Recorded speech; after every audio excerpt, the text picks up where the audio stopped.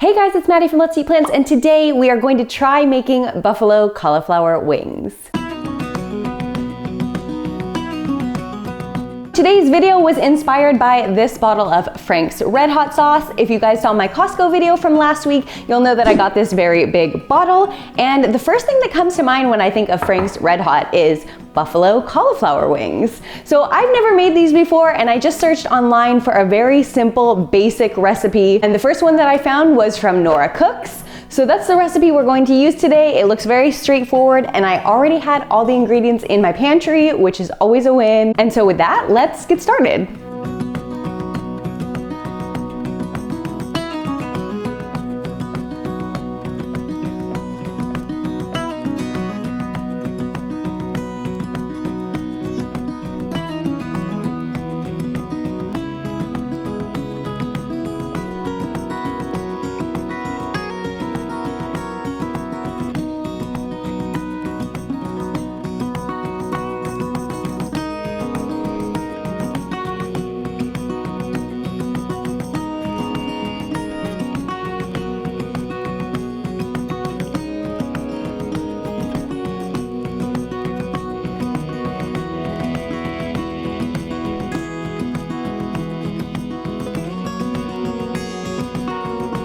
This looks like a lot of cauliflower compared to how much batter I have, but I think it's gonna be one of those situations where you don't really know until you're like halfway through and then it's too late and you have to make more.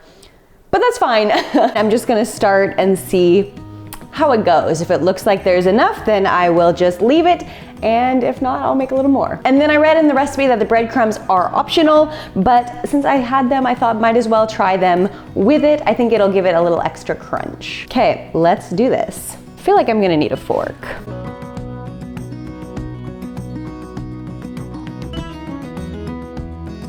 So as I'm doing this, I started to remember why I have been avoiding making this recipe at home, because it's kind of messy, and it's not a lot of work, but it's like, you gotta do it in all the batches, and oh my gosh. So I think they say you wanna keep one hand for moving the cauliflower in to your mixture, and then one hand to cover with breadcrumbs, and I've already obviously messed that up because I'm only using one hand for everything, but that's okay. What is cooking if you don't get a little bit messy, right?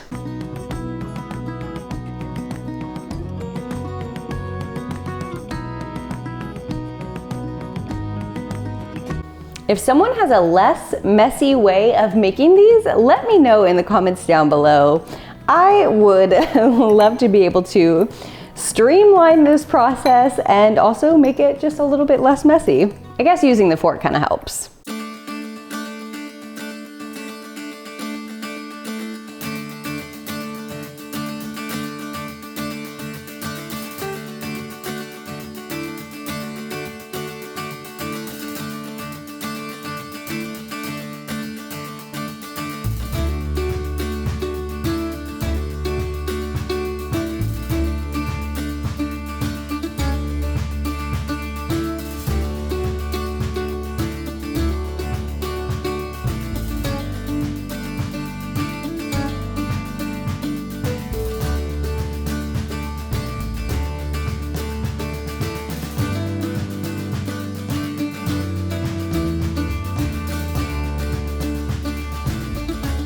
Okay, while the others are baking, I'm just going to go ahead and finish up the rest of this cauliflower in just the plain flour batter. The breadcrumbs were just feeling like more effort than it's worth, so I'm gonna try half and half and see like which tastes better also.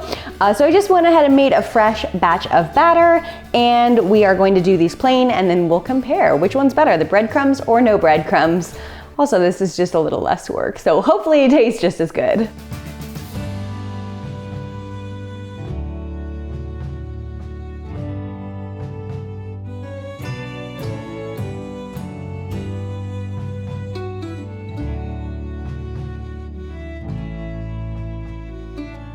Okay, the first few batches are done. I still have some more cooking in the oven. It kind of took a lot longer than I thought. And actually, after I tasted a few of these, I thought it's actually kind of better to leave them plain because these are pretty spicy and then they also lose their crispiness. So I actually opted to leave a lot of them plain and then just use the sauce as a dipping sauce, and that seems to be working pretty well. But we're gonna do a final taste test. I have the original style that are breaded, crumbed, and sauced. I have ones that are breaded, crumbed, and plain, and then ones that are just breaded that I did not put any panko crumbs on. So we're gonna try all three side by side, and I'll let you know which one's best. I know which one was easiest. But I'm also curious which one tastes the best. Visually, I do really like the appearance of the ones that are coated in sauce because you can't even tell that they're cauliflower. They just look like, you know, kind of a traditional chicken wing. These ones you can tell a little bit more that they look like cauliflower, but I mean, to me, that doesn't really matter. That's just one visual thing I've noticed already.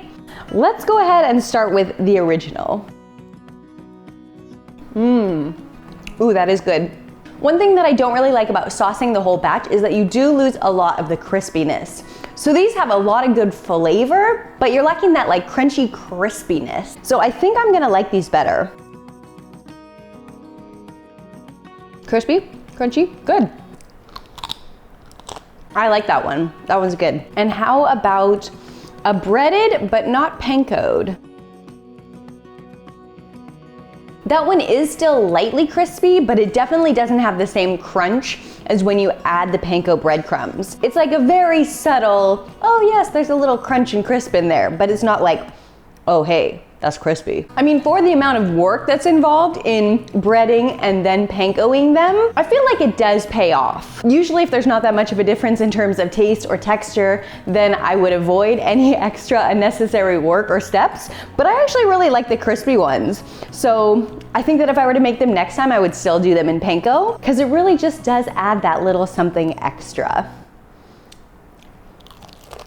I think what would make these really good would be to have a vegan ranch or a vegan blue cheese to go with them. And Nora Cooks does have a couple recipes for those. So if you're the kind of person who likes to dip your buffalo cauliflower, I suggest making one of those to go along with this because I feel that would really take this up a notch. So like I mentioned, this was just a very basic, easy buffalo cauliflower recipe. If you guys are looking for something that's very easy, straightforward, and maybe it's your first time making it, I highly suggest trying this recipe because it was very simple. I had all the ingredients in my cupboard already, and it is pretty good. So of course, I will leave the original recipe in the description box down below. And of course, if you're new here, don't forget to subscribe. Let's eat plants, and I will see you guys next time.